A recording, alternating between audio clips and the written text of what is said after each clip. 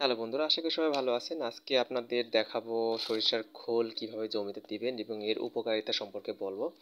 তো দেখুন, জমিতে খোল দেওয়ার জন্য আমি প্রথমে 1 বস্তা খোল নিয়ে আসছি। আমার এখানে 20 শতাংশ জায়গা আছে, সেখানে 15 শতাংশে দিব।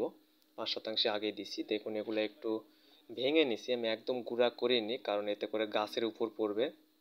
একটা নির্দিষ্ট মানের পিস করে নিছি। এগুলাকে প্রথমে বস্তায় তুলে ভালো করে বাঁশ দিয়ে পিটিয়ে এই সাইজটা করছি। করে এই যেভাবে প্রথমে ড্রেনে দিয়ে নিচ্ছি, তারপরে দেখুন বেডের সাইড দিয়ে আমি দিয়ে দেব। তো সরিষা খোলের যদি উপকারিতার দিকগুলো আমরা বলি, তাহলে দেখা যায় যে সরিষার খোলটা আসলে কিন্তু সরিষা থেকেই হয়। সরিষার যে তেল আমরা বের করে নিই, অর্থাৎ তেল নিষ্কাশনের পর যে প্রাপ্ত অবশিষ্টাংশটা থাকে, সেটাই হচ্ছে সরিষার খোল। ইংরেজিতে একে মাস্টার্ড কেপ বলে। তো এই খোলের মধ্যে অনেক কিছু বিদ্যমান আছে, যেমন এটা প্রথমত একটা জৈব সার। সরিষার খোল সরিষা ব্যতীত অন্য কোনো উপাদান মেশানো থাকে না বলে কিন্তু এটা সর্বজনীন ও অক্ষতিকর একটি সার। তো বন্ধুরা, এটা আমার বিগ বো জাতের বেগুন। তো প্রথমে আমি বিগ বো জাতের বেগুনে এভাবে দিয়ে নিচ্ছি, এরপর আমি মরিচের গাছে দিব।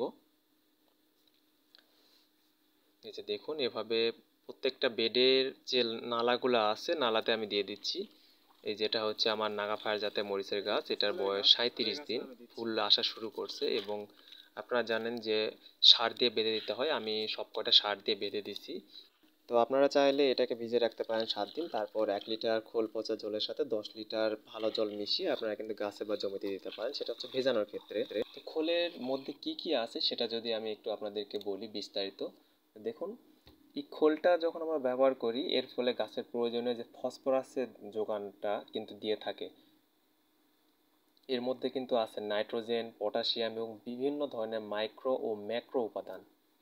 এটা ফুল এবং ফলের যে মাত্রাটা আছে সেটা কিন্তু বৃদ্ধি পায় এর ফলে। আসলে এটা ন্যাচারাল একটা কিন্তু সার।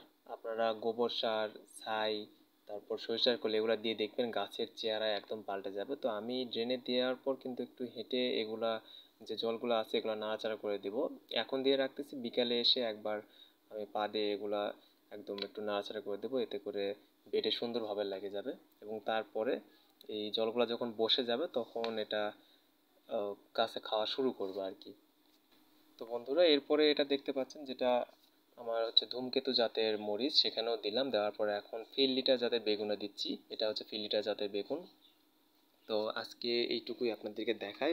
আপনারা চ্যানেলে নতুন হলে অবশ্যই সাবস্ক্রাইব করে পাশে থাকবেন। এ ধরনের আরও ইনফরমেশন পেতে এবং উপকারী ভিডিও পেতে আমাদের চ্যানেলটি সাবস্ক্রাইব করুন। এবং ফেসবুকে অসীম এগ্রো নামে ফেসবুক পেজটি আপনারা দেখে আসতে পারেন। তো বন্ধুরা, সকলে সুস্বাস্থ্য কামনা করে সবার কাছ থেকে বিদায় নিচ্ছি। টাটা।